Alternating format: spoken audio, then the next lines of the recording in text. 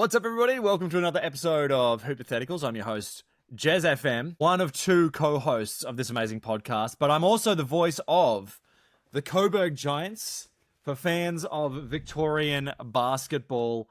And I have to say, Tommy, before we get to you, this flag is flying today. If you watch the video, you can see the flag of the Coburg Giants, but it's flying at half-mast because Coburg unfortunately lost their semi-final match over the weekend, thus bringing their season to an end for the D1 men. Great season for them, and I've got a flag out of it for free, thankfully. Wow. But that season has now been brought to an end. But Tommy, how are you going? How's things? Yeah, I'm going well. Just very excited in this off-season to sort of be diving deep into things NBA related. I'm very excited as well to announce to our viewers that we will be upping the frequency of these podcasts. We have heard you guys loud and clear. And we're looking to bump up them numbers. So if you're looking for more hypotheticals, you come to the right place. And when we say bumping up the frequency, we don't mean more episodes. We mean literally the frequency of the podcast. It's going to go higher. Yeah. It's higher pitched. We will pitch shift this bad boy, so get ready for that. You did not expect auto-tune to make its way to Hypotheticals, but our next episode, only auto-tune. We need to auto-tune a rhyme out at some stage. Oh. Okay. All right. Let's we'll let us cook on that later, and we'll come back to you. Anyway. Okay. Well, for people that don't know, Hypotheticals is a NBA-themed podcast where we take a sort of sideways look at the NBA's hot topics. And speaking of, like someone I'm actually going to be talking about during this segment, it's time for some shots to be fired in Shots Fired.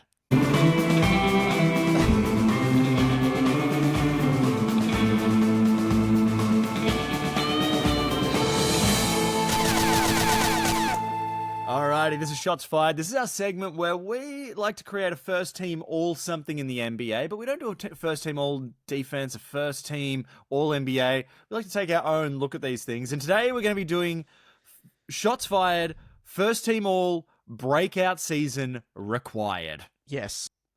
I think that I'm basically using this as a blank check to call out some players in the NBA that have just been a little bit, they've been all chat and no hoops, and they've been faking a little bit, and they need to this needs to be the season where something happens. So just because I've got the mic, mate, I'm just going to kick us right off here.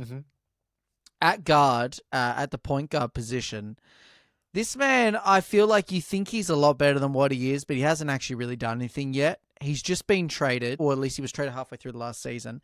I'm talking about De'Aaron Fox. He's a good player. He used to be able to shoot threes well, not so much anymore. He's paired with, obviously, Wemby, and has the reigning Rookie of the Year in Stephon Castle in their backcourt as well. I have to say, if these guys don't make it to the first round, that's a failure of a season. They have to get into the playoffs this year. Like, he has been in the league for longer than you think, like De'Aaron Fox. Like, you think, first, second year. Okay, hold on, I'm just going to fact check myself right. Goodness, Batman. 2017-18 season was that can't be right. But that's what, he's 27. So I don't know what to tell you. This man has done diddly squat in that time, and he needs to do something. So this needs to be a breakout season for him. He's literally with Wemby. Like, that's got to be an instant 8 assists. Has to be. Like, if you're not getting pick and pops on that as well, like, you've got to be at least getting a couple of threes. So I got De'Aaron Fox at the point guard position. Wow. Well, I guess the arrow's pointing down, but can De'Aaron point up? Remains to be seen. Let's jump to another starting guard here, Tom. And this is someone who I think we were saying this exact thing about last year, but we're going to say it again. Yep. And this is important because this person's been kind of getting away with, like, just wait till the situation's right. I hate to say it, this season the situation's right. So this is a bit of the breakout season required, put up or shut up here. And I'm talking about Trae Young. Yeah. I had him as well. And the reason we said it last season is because it was true then as it is now. So... So let's just break it down. He's got a great defensive team. He's got KP as his 5, so he's got a pick and pop 5 if he needs one, who can also roll to the rim. The team is built on defense. Dyson Daniels backing him up in the front court.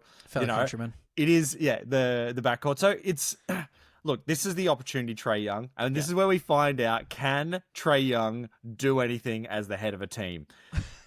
This is his Harden 2017 Rockets. Tommy, what do you think?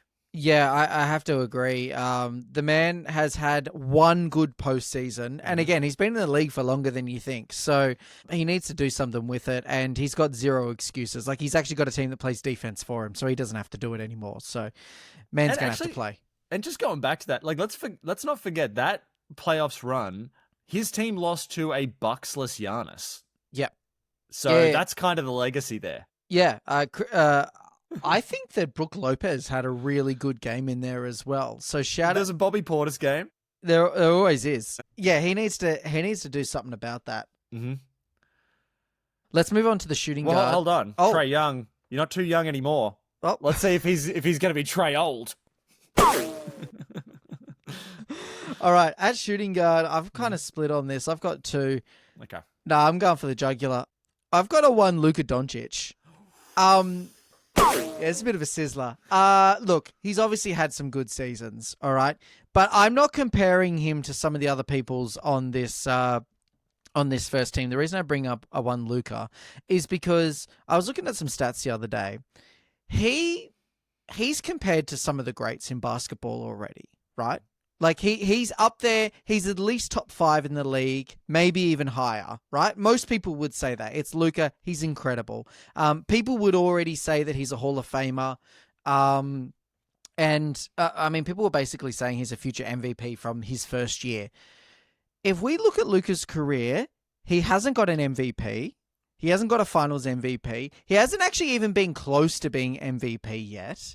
He's been to the finals once. I recognize that. But he's only really had 1.5. I mean, he went to the Western Conference Finals as well, and he dragged those teams, like, kind of single-handedly. I'll give him that. But this is the season I think that he needs to really, like, establish himself. Granted, last season was a bit broken with the trade and whatever. But I think this season, this is his opportunity to get an MVP. Like, if we're being frank, and just as a little... It's maybe an emergency redacted here. Sorry. Just keep go right into it. Sorry, this is a real off. I did not prep you for this redacted. This is a very emergency redacted here. Redacted is our conspiracy segment. Yes. Jokic and Giannis are winning more MVPs. People aren't going to give it to them anymore, and they should be. They're two of the best that this league has right now. They're not getting any more MVPs. I would hazard to say I'm not even sure that Shea will get another MVP. I reckon people are already sick of it. People are looking for that new, that fresh. People want like someone to come. That's why Shea. I mean, look, Shea's great. He is, but like, he only just got there. This is Luka's year. He needs to step up. I reckon he's got a little bit of media behind him. He's going to come in. He's going to have a blinder. Let's not forget that he's been on Men's Health already. So the narrative's already starting, okay? So I've got Luka as maybe not even the dark horse for MVP this season, but I've also got him on my first team. Time to prove himself. So that's where I'm at. Wow. Luka magic, or is it going to be Luka tragic? Let's find out this season. This is someone who needs to have a breakout season. Yep. I think they're going to go for it. I just don't know how it's going to go. Yep. And that is our man, MPJ. Michael Porter Jr., okay? This guy has a lot of swagger, and he thinks that he's pretty good. You've now been traded to a team that has no expectations. Yep. What are you going to have? Like, this is someone who I actually think could have a breakout season or could enter the Jordan Poole zone of, why are we paying this guy this much money? Jeremy, I'm worried for MPJ, and the reason I'm worried is because he's been doing the podcast round recently. Shout out if you want to get onto hypotheticals, mate. We've already got a seat for you. But I don't know if you saw, he's been on the podcast. He's been talking about gambling. He's been talking about his own personal vices with women, etc., etc. He is flirting with podcast P levels of podcasting, and I have concerns for that output on the court with this volume of podcasting. That's all I'm saying. He's a volume shooter. Yeah. Is that going to happen with the podcast as well? Do we just need to up the volume of podcasts? Well, anyway, MPJ, is it going to be a yay or nay? Let's find out. All right, tell me, who else you got? At the power forward position, I have a singular player and also an entire organization. Ooh. So I've got Evan Mobley, actually. And him... representing the entire Cleveland Cavaliers organization. Look, he is the microcosm. He's the example of the Cavs, where it's like, good player, has had some good seasons, but has just disappeared in the postseason. And look, I'm not saying Evan Mobley, I mean, I could not believe people were comparing him to like a baby Giannis like a few years ago. Absolute slander. Heresy. We will not be hearing that kind of libel on this podcast. But look, he's actually been a serviceable, like he can move his feet, he shoots all right, obviously a good rebounder, great player. Again, a microcosm for the Cavs. Decent team. Get absolutely smoked to the postseason. So this is the year. Don't give me that one seed. No one cares. Literally no one cares where the Cavs get seeded this year. People only care about their postseason. So this is it. They're gonna have to sort that one out. I mean, as Bucks fans, we know being the number one seed for a lot of years doesn't really mean anything to anybody that comments on basketball at all. Yep. We did it so many years in a row. No one cared. Yep. No one so cared. Cavs, are you the have-beens or Cav-nots? Got there. Just. Yeah, thanks. All right. Thanks. Yep. All right. Our starting center. This is actually a real question I have. Okay. It's someone who gets mentioned really a lot on this podcast for someone that we don't like, but I got to bring him up again. It's Joel Embiid. Oh, goodness me. For me, this is like not a breakout season, but it's like, can Joel Embiid still play basketball? Like, is his career actually over? That's where I'm at with him. Like, is there what do you think is the over-under for games played by Joel Embiid this season? Do you think it's more than 30 games? Oh, he has to. Like, I mean, he basically rested for most of last season, right? I imagine they've had him in some kind of like cryogenic, like they've iced him up for the whole off season so that they can at least like dust him off and wheel him out for. He's got to play half the season. We've got to be over 40, 41, surely. I'm pretty sure we've said that every single season. Okay. Let's go to the bench. Let's go a bit of rapid fire. Okay, rapid fire. I'm sorry. Yeah, we got to keep moving. Yeah. All right, I'm just going to do a short one. Yep. Like how you selected a team, I'm going to select a team that needs a breakout season, and that's the Toronto Raptors. Yep. What is going on over there? Like, like they're not even the Bulls and Heat having a playoff matchup for the 8th seed to get absolutely wiped out in the first round. They're not even doing that. So Raptors, let's find out if you're the Toronto Raptors or the Toronto Craptors. Let's work it out. They just gave up. They won the chip and went, yeah, we're good now. Let's go all in on Scotty Barnes. Anyway, moving on. Oh, man, we say it every year again. A power forward. I've got Zion coming off the bench. Again, what's the over-under on games played this season? Is he playing more than half the season? I don't know. He's in the same sort of thing as Joel Embiid. I can't believe I'm giving Joel a pass here. At least he won MVP, at least. Zion is just disappointment after disappointment, so I got him off the bench. That's it. He's Williams on. Is Williams off this season, it seems like. Yep. And I only had one more. This was a real one, but I was like, you know who's going to have a breakout season? Is Aaron Neismith from the Pacers, because Hallie's injured. Yep. Miles Turner's gone. And when you watch the playoffs again, he was actually the one that was actually lights out. And then Hallie came in and claimed the Thunder at the end. But it was really him who was shooting. So I'm expecting this dude to literally go off. 100%. I mean, Hallie hits a couple of like Hail Mary threes and everyone thinks that he's the dude. But let's be honest, like Neismith, again, has been cooking the Bucks, much like TJ McConnell for the last like 3 business seasons. So, this man with more ball in hand, I can't see any reason why he wouldn't have an absolute cracker. He might be an outside shot for like second team All NBA, I reckon. I give him that. Wow, that's outside a hot take. Shot. Yeah. Hot take. It's literally started a fire. All right, let's head on through. I think now, we haven't done this one in a while, but it's time to take on our segment where it's got all the thrills and spills of First Take, but without us knowing what our segments are going to be and how we're going to have to defend them. So let's play our game, Worst Fake.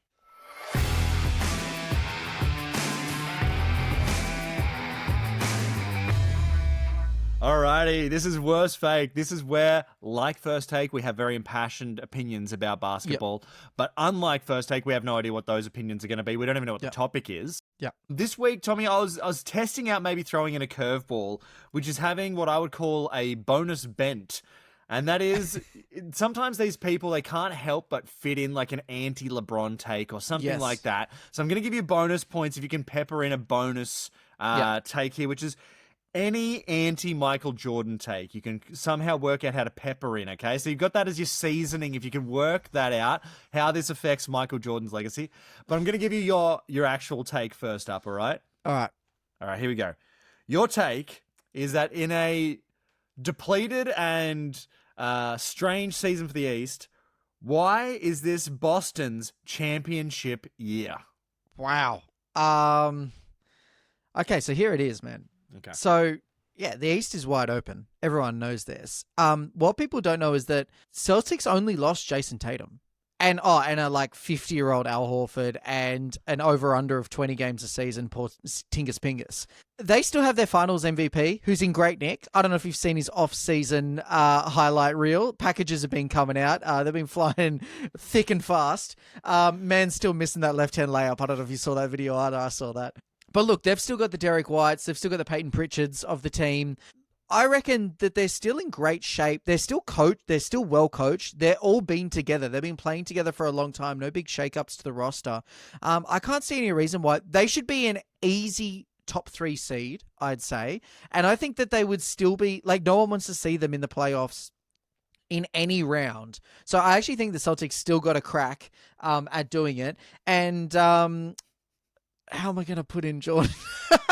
Jeez, that's a tough one. No, you beat me. I can't do it. I can't get the bonus points. I really wanted to. That's all right. That's right. I just realized what it is as you're speaking, which is that Michael Jordan never took a team that had this few people to the championship. Yeah, that's how you gotta land. I just realized now. I actually didn't think of that beforehand. That would have been a good one. But that's it. No, great work, Tommy. Great work, and I like that you threw in the hot take of top 3 seed almost guaranteed there. I would say so. Say so. Jeremy, we're going to stay in the East, actually. And we're actually going to stay in the same sort of, same premise, which is that the East is blown wide open, right? I want you to tell me why this is the year for the 76ers. We've already discussed it a little bit. Bonus points for working in an anti-Giannis narrative. Oh, okay, great. Which I think, good luck with that. But why is this the year for the 76ers? Okay. All right. So we saw last year that the OKC won, okay? And how did they win? They got a team that's switchable, spreadable. What's the counter to that? Yep. The answer is size, okay? Joel Embiid, it's time to put up or shut up, as we said earlier. Yep. He's got PG. He's got Tyrese Maxey. Yep. He's got that other guy who was pretty good. I forgot the McCain guy. Okay, yeah. I'm sure they've got some sort of random guy, that they signed in the off season, right? And here's what I'm thinking: it's really a battle of the bigs now, okay? Yeah. Because everyone's going to go sort of mid-size, all wings, and this is where bigs start to dominate, okay? And look, if bigs could hit their free throws, unlike Giannis. Okay, there it is. We would be seeing a different team in the finals. How many games did the Bucks lose this playoff series by a handful of points? That could be free throws Giannis could make, and you know what Embiid can make is free throws. So this is the season. It's not only Embiid Finals MVP, but it's a 76ers playoff stretch, the likes of which you've never seen, the likes of which Giannis has never seen. Wow. Goodness me, this is the year for the 76ers. I can't believe it. I can't believe I had to really stand up for that franchise when the tatters in reality is in. But yes, that's my way in. Is Tyrese Maxey the most underappreciated star on a team? Think about it. Joel Embiid, everyone talks about him because MVP or whatever. People talk about podcasts. People talk about Paul George because he had a couple of good playoff runs 10 years ago. Mm-hmm. In 1991. Yeah, exactly. I reckon Tyrese Maxey is the most underappreciated star on a team. That man has had 3 or 4 really good seasons. He has had to deal with... He's the perennial third option that becomes the first option because everyone else gets injured. And then as soon as they come back, he's back to the third option, even though he should be the first option. Mm-hmm. Yeah, the that Kobe man White situation. He's the Kobe White of the 76ers. And I think that Tyrese Maxey deserves, justice for Tyrese Maxey. Mm-hmm. Justice for him. So, yeah, that's where I'm at. I like that we've got an improvised Maxey take. Yeah. Taking it to the Maxey. All right, Tommy. Well, we did a little bit of this before, but let's head over to our conspiracy segment because I've got a bit of a doozy for you. Yeah. It's the off season. The conspiracies are a little thinner than they were around the Luka Doncic time, but let's jump into Redacted. Yep. All right, let's see what information's been redacted this year. Tom, did you have a conspiracy that you wanted to check if I wanted the tinfoil hat on or off for this one? I want a little, if you could heat check this conspiracy for me, mate. Great. I reckon the Rookie of the Year has already been decided. And I think we're all pretending like it hasn't been. Is anyone actually thinking that Cooper Flagg is not taking Rookie of the Year? Like, if we're being honest, the narrative of him going to the Mavs again, we've covered this on suspicious circumstances. He's obviously like coming in with great expectations. Is anyone actually thinking he's not going to win it? And more to the point, Rookie of the Year has kind of, I feel like it's been a little bit of a, not a gimme, but like, it's been not a 0% of seasons where the Rookie of the Year is just decided. Wemby, he had it like 12 months. He had it like a season before. Everyone was like, yeah, Wemby's the Rookie of the Year. I'm thinking like LaMelo. He was like the Insta Rookie of the Year. Even Ja Morant, Luka, instant Rookies of the Year. Even Banchero a couple of years ago. Like, I feel like, maybe a little less so Banchero, but like he still had great expectations and filled them. Yeah, people have already decided that it's Cooper Flagg and he's going to have a great season. And even if he has a bad season, they'll still give it to him. Like even if he posts like 15, 3 and 3, they'll be like, yeah, Rookie of the Year, let's go. Do you know what I mean? Wow. You know what, Tommy? So you're saying that he's such a lock to get Rookie of the Year that you can imagine people making money from this through gambling. In some ways, you could call this Bookie of the Year. Well, look, for legal purposes, this is a comedy podcast that is looking at hypothetical situations, situations. Your Honor. Thank you very much. But I could say that it would be Bookie of the Year. Yeah. Get Malik Beasley up here, would you please? Let's get Michael Porter Jr. He seems to know a thing or two about what's going on here. Goodness me. No, but are you tinfoil hat on or off for that one, mate? Like, let's be honest here. I think it's like basically a minimum of games. If he can play whatever the minimum is, he's got it. I think you're right. Well, the tinfoil hat's on because I think you're right. It's like you're basically saying it's the media that predetermines it because they kind of want this narrative to continue. Like Cooper Flagg, Rookie of the Year. Next year they can be like, pumping that up as a story. Content begets more content, mate. It's just how it is. Yeah. Okay. Here's my conspiracy. I would say this is probably the weakest conspiracy we've got, but I like the coincidence of it. Okay? All right. So, do you notice anything interesting about all the people that got big leg injuries this playoffs? I'm noticing Halliburton, Dame, and Tatum. Notice anything similar about them? They're all dudes and they're all guards. Kind of. No. They're all, interestingly, the number 0. What does it mean? What does it mean? There's a... tinfoil hat on or off, mate? Look, they're all men who all were playing basketball and they were all 0. So... Does the NBA have an anti-0 conspiracy is what I'm asking. Potentially. We all know that there's certain numbers that you can't wear as a jersey. And maybe this is the basketball gods themselves kind of deciding. Well, I guess I'd headline this. Do you think that there's a 0% chance that this is a conspiracy? I'll put it this way. I don't know there'd be many more people wearing 0. So it might be like it means nothing, but are people still going to be wearing 0? We should fact check this for the end of the season. How many people wore 0? Do you know what I mean? Because this is the kind of thing that matters with numbers. Like the numbers do, like people won't wear, like Giannis has got 34 locked down. Do you know what I mean? Kobe's numbers, Jordan, like these are locked in numbers. Like people don't just wear that, especially if you play for the Lakers or the Bulls. You know what I mean? So it has a non-0% chance of meaning something. All right. You know what? I'm going super duper redacted right now, Tommy. I don't know if you've seen the Final Destinations franchise, okay? But in the Final Destination franchise, okay, the premise is that someone has a premonition and stops people from dying, and so death now has to seek these people out individually. And that's kind of the premise of the thing. All right. Okay? What if the number 0 is having a similar thing where there can be 0 people that have the number 0? A Final Destination style, it's coming after each of them. Could be. Could very well be the case. And Adam Silver, There's some meddling going on in there, and there may be some money behind it. There has to be money behind it.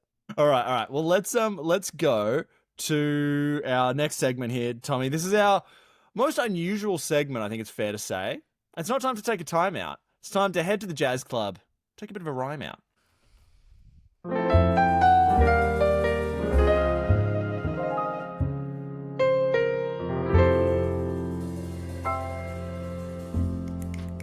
All right, welcome to Rhyme Out. This is potentially the only segment in the whole of NBA media that is an NBA poetry-based segment. We take poetry and we infuse it with the essence of NBA.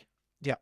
Yeah. We've done many different things, Tom. You've done a rap recently. That was amazing. We've done a sonnet. We've done a sonnet, I think we've done a haiku as well. Mm-hmm. Yeah, we've really canvassed the range of rhyming sort of arrangements, yeah. And Tom, you've got about a 99% hit rate with doing Bucks-related rhymes. Are we returning to form here after a deviation last week? We are indeed. I'm trying really hard for this segment to not just be Rhyme Out Bucks edition every week.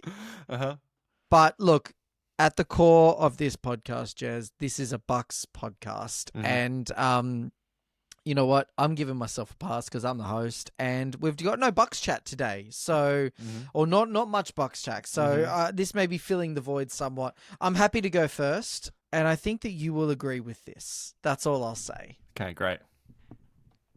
I'm sick of hearing it. Yes, I am. Giannis ain't leaving. I'll say it again. Every single week, it's ESPN, different destinations, and trying to guess who, where, and when. What they fail to grasp is his value is too high. None are worth Giannis, Luka, Wemby, even Shea ain't that guy.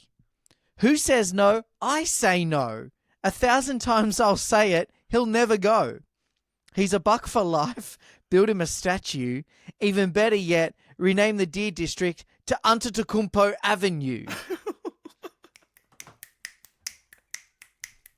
Very strong finish there as well there, Tom. Yes. Yeah, I like it. I like it. Mate, I'm just sick of, I have to fend these off online, in real life, in my dreams even. I'm just sick. Everyone thinks, Giannis will go live on Instagram and say something like, geez, I love the beaches in Miami. And everyone turns around and goes, he's going to the Heat. Yeah, he'll have another child, and people will be like, "Where's the best childcare services? LA." Yeah. Anyway. So that's my refutation of Giannis trade rumors. Yep. And I like that because you could feel the passion from last week. You know, you had to sort of tone it down to do a poem about the Pacers. You feel that passion was bottled up, and it was really like the energy was passed into this poem. I hope our viewers and listeners feel rewarded and vindicated if they share, and I no doubt they do share those opinions. So please let us know if you actually think Giannis is getting traded. Am I and this is the thing, I often think, am I the deluded one? Am I the one who thinks, no, he's definitely not getting traded? Because it feels like everyone I talk to, they're like, nah, Giannis on his way out. Like, the day Giannis realizes he's never going to win in Milwaukee again is the day he leaves. Rah. So I need people to hit us in the comments and let us know, because I just have no idea anymore.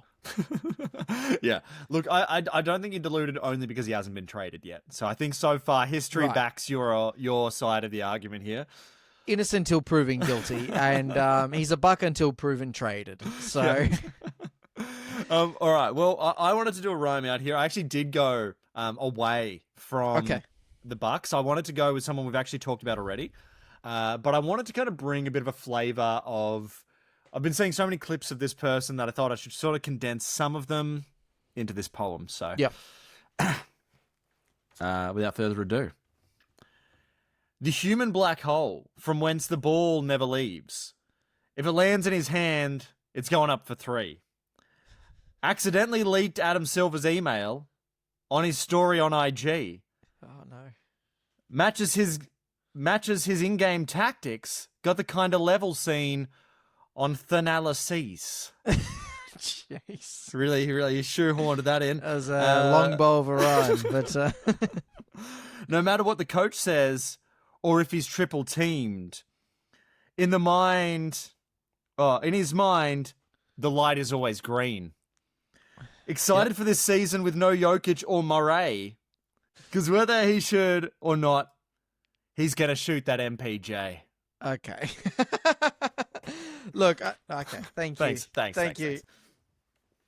Yeah, a bit of a stretch on a couple of those ones. Really had to smuggle in. I wouldn't call it a half rhyme. I'd probably call it a quarter rhyme.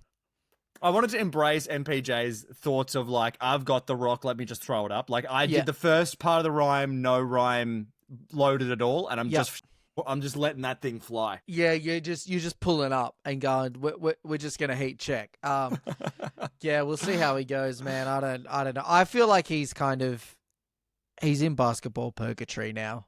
Do you know what I mean? And this may be his career, to be honest with you. You know what zone he's entered? He's entered the Kyle Kuzma zone. He has. Yeah, where it's like, it makes sense to trade for him, but not to trade anyone that you'd want to keep for him. Do you know what I mean? Like he's kind of in that zone of like, we might need something maybe.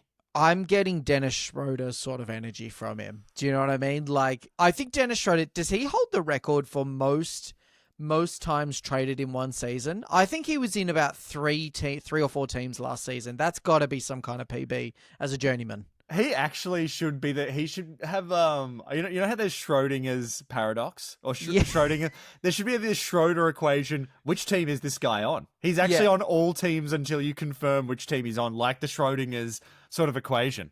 I'm looking forward to the time that he comes back to a team that he's already been on. Like I can see the Lakers needing to make a sort of pre-deadline sort of move, and they bring Schroeder back for. Although I don't think he was there semi recently. I think you know what? It's even better than that. Schroeder could be the first person to get traded off and traded back to a team in the same season. He's the only candidate I can think of where that could happen. Yeah, surely. All right, well, Tommy, I've got a quick impromptu segment here because we did just want to have a fraction of a second of chat about this guy. Yep. So I'm going to go to a segment we haven't done in a very long time. But, I'm going to just go to it. This is, I forgot the name of it, so we're going to see afterwards. Whoa. Alrighty. So this is Badge of Honor. This segment I think we did once and then binned it, but it remains in the media files here to be used another day, and today is that day. So Badge of Honor was where we gave people NBA 2K style awards, from what I remember. Today I would like to give this person the award of name is how long I'd want to spend with them, and I'm giving that award to Amir Coffey. Okay, all right. I'll say I do have actually comments to make. We can make this impromptu Bucks chat, but let's keep it on. Let me just do this because for people that don't know, there's no real Bucks news, but we did sign Amir Coffey, so that's why I'm bringing him up right now. Tom, just 2 or 3 sentences about what this means to you for the season. Poor Ajax. Whatever minutes he was gonna get, he ain't getting them now. So I think Ajax is probably getting the DJ Wilson treatment. Oh, hold on, Tommy. You've accidentally activated our new segment sound. Oh. Now, that is actually the first part of Obscure Milwaukee Buck. All right, great. So we'll work on that. Yeah, look, this is a first dry run, and I hope I'm not going to edit that together, so it's going to sound awkward. But great. What is this segment, Tom? You've accidentally activated our sound for an obscure Milwaukee Buck, and that means that you've activated that sound effect. Right. So basically, what this means is that we find any and every way to shoehorn in past Milwaukee Bucks. And in this circumstance, I'm bringing up DJ Wilson because he was a man who he got some garbage minutes and then ended up getting non-garbage minutes a little bit. And then we ended up just like making trades for anyone better than him, which was most people in the NBA. And those minutes evaporated actually instantly. I'm seeing a case of the DJ Wilsons for Ajax. The man has just been on the precipice, and look, he's shown signs, very brief ones, and I've actually been a little bit of an Ajax truther, I'll be honest. I thought that he had a lot of potential as a bit of a lockdown defender, push, good for a couple of dunk highlights, an absolute disastrous dunk competition last year slam dunk. Really, I think hurt his career more than anyone I've seen. He actually stopped getting minutes after that. He literally stopped getting minutes after that. We've now traded for Amir Coffey, who fits that same sort of like, I guess, going for a 3-and-D-ish kind of guy. I haven't heard great things about his defense, Amir Coffey's that is, but I just can see, again, whatever skerrick of minutes Ajax was getting. So what does this mean for me? It means that Ajax ain't getting a look in, probably going to be traded. So, is there some way we can get Ajax strapped to the back of Amir Coffey? So on defense, Ajax is running around, and on offense, we can have Coffey. Yeah. Yeah. I kind of want like a Voldemort, like Philosopher's Stone Voldemort sort of energy where he's on the back of his head. You know what I mean? And we can kind of lock him in, like pick your poison. Yeah, nightmare in transition. Yep. But what does this mean for you, mate?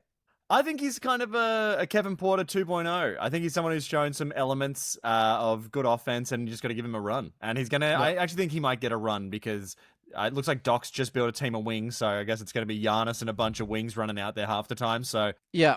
Yep. I'm hoping that with that roster setup as well, that people kind of see this as like, this is my opportunity to get my career back on track. It's a little bit of a like repair your career at the Bucks. I'm seeing that with like the Kevin Porter Jr., that kind of thing. Even Gary Trent to an extent. It's sort of like, come here and have a good season or two. Let Giannis make you look good and, you know, make a name for yourself. So I hope that they actually do that. The Grayson Allen effect. Whoa, that deserves it. Obscure Milwaukee Bucks. Nice and perfect.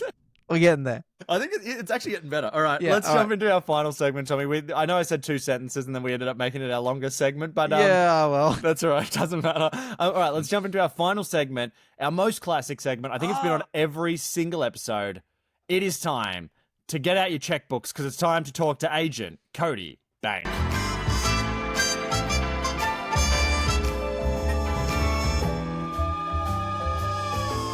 Alrighty, this is our segment, Agent Cody Bank, where we act as the agent for someone or something in the NBA, but once again, we don't know exactly who we're going to be representing. Yep. Our job is simply to act as an agent and get them the bag.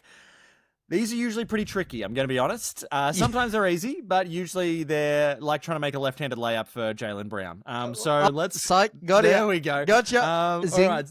So, Tom, you're going to have 45 seconds, or do you want me to go first? How are you feeling? No, man, I feel like you're G'd up. You've got it loaded. I'm ready to rip, so okay. Give me the man. All right, so woman. this is someone that is not a player, but they have done some coaching in their time. This is a bit of a journeyman coach, one who we've seen many times, and a man who we love. Give yourself, Tommy, the bag, and pour yourself a cup of Joe Prunty. Yo, man, Joe Prunty, the most underappreciated assistant coach in the NBA. This man has been faithfully standing by whilst the rest of the Bucks organization plays like silly buggers with head coaches. He has been the one consistent for the last 8 seasons, maybe more. It's got to be more than that. It might be a decade. Joe Prunty, I mean, he is solid, he is consistent, he's popular with the players, don't forget that. And honestly, I reckon this man deserves the bag. I don't know what he's on right now, but he deserves a head. I am astounded there have been head coaches not named Joe Prunty in this league. This man deserves a promotion, and I reckon he could take any rubbish organization, turn them into a playoff team. No, you got me G'd up. You got me heated with that, mate. You got me heated with that. I'm a Joe Prunty truther. I mean, that man has stood by and watched some of the roughest rotations Doc can come up with after 3 hennies. I mean, come on now. Joe Prunty looks like what every sort of nondescript assistant coach looks like in NBA 2K. He's the preloaded design of an assistant coach. Yeah, absolutely. I actually think though that he has been long suffering in that position. I mean, just some of the boneheaded moves that our front office have done, with the head coaching hirings and firings. I mean, he's been there. He's seen it all. It's all right. Look. I mean, it's probably enough Joe Prunty time here. I think people get it. It's definitely enough. All right, people get it. Again, hit us in the comments if you're a Joe Prunty truther, please, because that man, again, justice for Joe. That's what I'm saying. Justice for Joe. All right, I'm gonna Agent Cody Bank. I need you to get the bag for this man. He's been, I don't know if you've been up on the news. He's a fellow countryman of ours. Okay. And he's been in the news recently because the Bulls have been playing silly buggers and funny buggers with him. This man, again, I'm worried that his career's in jeopardy. If he gets traded, he's going to be a perennial journeyman. And I'm getting a little bit of a Schroeder, a very light Schroeder energy coming here. Mate, this man deserves the bag, and I think you know who I'm talking about already. It's a one Josh Giddey. So 45 on the clock. Let's go. Alrighty. Josh Giddey. This is actually one that I don't understand. Josh Giddey is a really good player. Yeah. He's exactly what every team wants. He's someone who can run a play who doesn't need the ball. Yep. Okay? There are so many stars in this league. Like, the Clippers are going to wish they had a Josh Giddey on their team this season because they've got about 9 people who need the ball the entire time. Josh Giddey can play a little bit off ball, not the best shooter, admittedly. Yep. But you know what? Not everyone has to be the best shooter. That's why you got stars on your team, all right? Yeah. Josh Giddey's out here to give vibes, defense, and pass the ball around. You see how much OKC loves him every time he goes back? So, Josh Giddey, honestly, you've got me Giddey, mate, for the rest of your bloody career, okay? And so I'm part of the Giddey Up Truther team. Yeah. Let's get in the bag. And I think it's actually insulting what Chicago offered him. I've said before, the Bucks, he is a perfect star alongside Giannis, okay?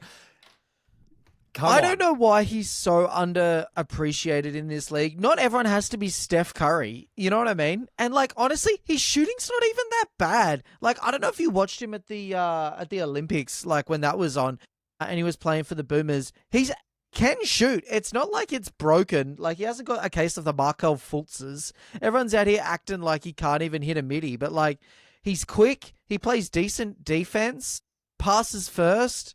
Sorry, I'm just taking... No, you know what, Tommy? You've actually triggered me, mate. We're going to an impromptu redacted, all right? We're back, baby. Here we go. Let's go. We're not wrapping this up. All right, what's happening here? First of all, all right, you know what? I wasn't even thinking about this before, but now I'm onto something.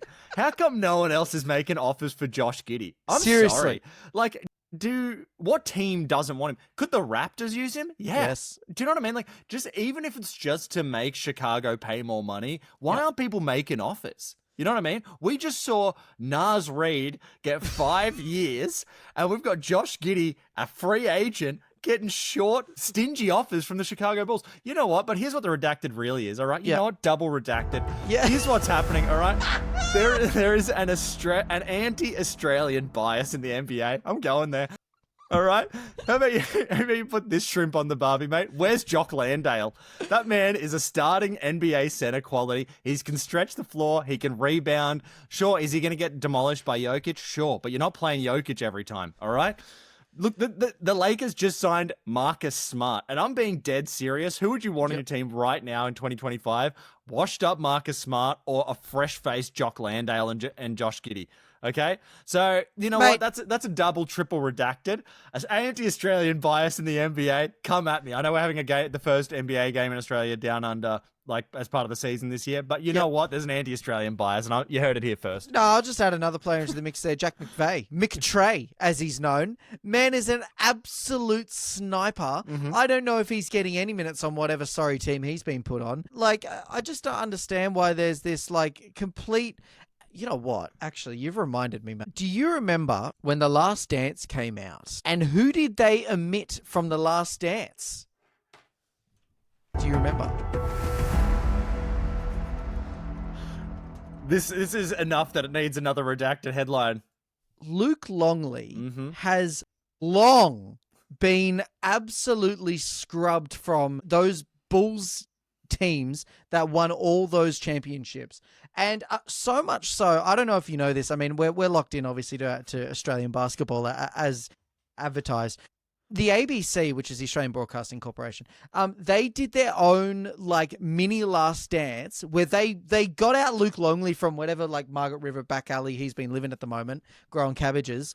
And they like sat him down and they did like a sort of like D grade kind of like low budget Last Dance, and he got out all these rings and talked about certain plays. I think they even got Michael Jordan in for a second, and you know they got him on the Zoom chat talking about how he's worth this and that, and he was such an integral part of the team.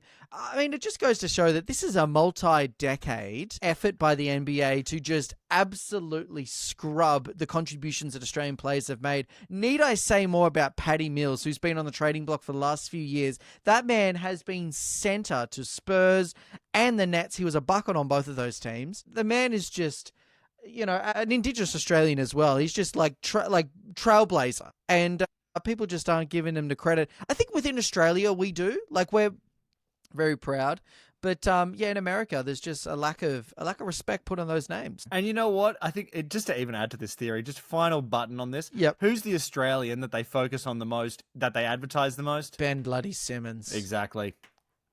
That's what they're trying to say about our game. It feeds a narrative. Feeds a narrative, and it's just covering my whole body in tinfoil, mate, because I don't want any of this. Nah, I'm not taking it. Yeah, not a bar of it, mate. And I think that's a good place to wrap things up. So, Tommy, did you have anything you wanted to leave our fans with at all?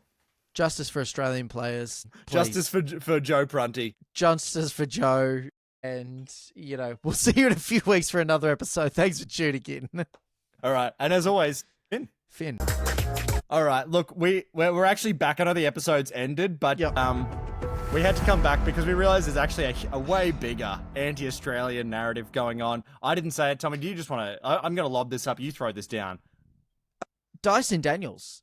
Absolutely robbed of Defensive Player of the Year. I don't even know why people were even... He was leading the league in steals. Mans was locking up 1 through 5. He's the only reason that Trae's actually got a chance of having a decent season this year, as we've previously said. And again, there's just been a disrespect. I've heard people on like ESPN, TNT, I've heard them kind of not even know who Dyson Daniels is. Like they're kind of, he's a fringe player. Like, act like he's a fringe player. Ernie may have heard of him once because he's checking the stats, the score sheets. It's just, you go, mate. Well, I'm just going to say, if you're Dyson with Dyson, you're Dyson with death, in my opinion. So, look, I think we just had to come back in to just add to another redacted to this heavily redacted podcast at this point. It's probably going to get bloody redacted by the NBA, I'll say that. But let's say that for another time. If you don't hear from us... Yeah. You know what's happened. If you don't hear from us, you can play this sound in your head. And you'll know where we are. Somewhere at some undisclosed location. Yeah. Say, talking about Bradley Beal, probably. Anyway, Tommy, as always, Finn. Finn, squared.